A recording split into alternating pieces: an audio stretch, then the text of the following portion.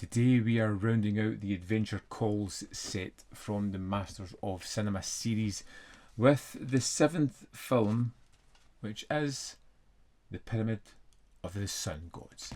And this is basically a continuation, the second part of the story that was from The Treasure of the Aztecs. And the strangest thing about this is it is a complete second part of the story.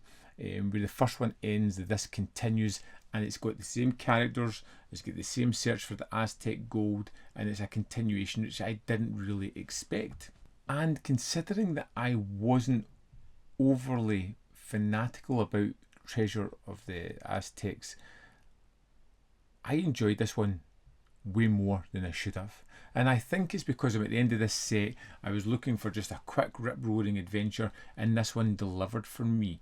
If there was more after this, I wonder if it would have hit the same. And the story continues here with Dr. Karl Sternau caught up in a web of political plotting, personal betrayal and greed. Good old-fashioned Western greed. Damit war das Geheimnis den Schatz der Azteken und das Schicksal der Menschen, die ihn kämpften oder ihn behüteten, noch nicht gelöst. This definitely leads into treasure hunt more than the kind of Wild West. It's got those secret locations, that tomb of gold, which they really try and squeeze as much screen time out of that as they possibly can. The villains are moustache twirling baddies. It's got these kind of romantic complications as well. They really do throw a lot into this. Lex Barker is our main character, the cipher yet again, the man who has been a stalwart through all of these 7 films. He is Dr. Karl Sternau, and he does what he does best, doesn't need to overplay it. He's a kind of honourable, stoic character. The hero here is very noble, and it's the treasure that's dangerous. And you just kind of follow the character. You know, he's got his sidekick, you get the main story before this one, you know who the bad guys are. It's basically, let's go from A to B to C to D to get to the gold. Du wirst den Schatz bewachen, den du so schmählich verraten hast, bis zu dem Tag, an dem der Richtspruch über dich gefällt wird. The villains, for me, are better this time. Again, strange because I wasn't overly a fan of them in the first one.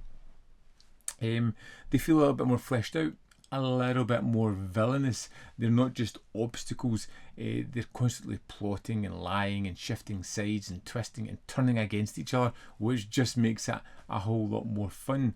They're dangerous and dangerous for each other, and that's something that I really enjoyed here, which gives the heroes really a better footing because they've got a really nasty bad guy to root against. And that's something that I want. I want to see my heroes fighting evil and taking it down. Now, this definitely has that feeling of being serialised. The fact that it is a straight continuation, for instance, falls back into it. The fact that it's just adventure, adventure, adventure. It just feels that kind of serialised idea. Someone's captured, someone escapes, someone betrays someone else. A secret is revealed, the treasure gets closer, and so on and so forth. It has that kind of cliffhanger rhythm to it, where the plot almost doesn't want to stop moving, it just continues forward, which is a good thing, because when you stop and think about it, none of it really makes sense.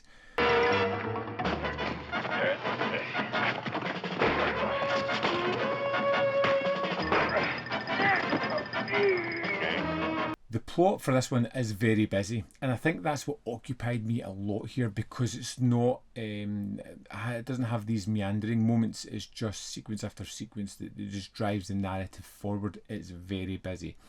And if you've watched the first part of this movie, this feels ramped up. It feels like it's rushing to a conclusion. Lots of names, motives, alliances, and schemes flying around. But that's also its down point. There's a lot going on here. I can imagine coming into this film not having seen the first part, and you can kind of pick up mostly what's happening, but just being a little bit confused as it rushes into things. It makes this film entertaining but emotionally less engaging. I think it's beautifully shot and it looks terrific, and as the final film in this set, it just kind of gave me that little last kick, the little hit I needed just to round out this set.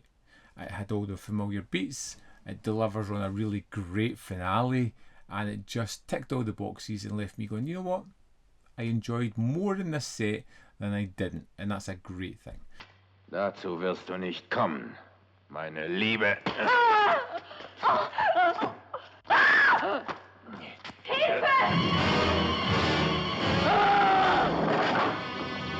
So there we have it. Pyramid of the Sun God rounds out the Adventure Calls set. This one I liked because it was colourful, it was pulpy, it was a little bit messy, and I liked that, and very much part 2 of a bigger adventure. I don't think it's the strongest of the films in the Eureka set, but I did enjoy this one a hell of a lot. It's a Sunday afternoon treasure hunt that I would happily watch again.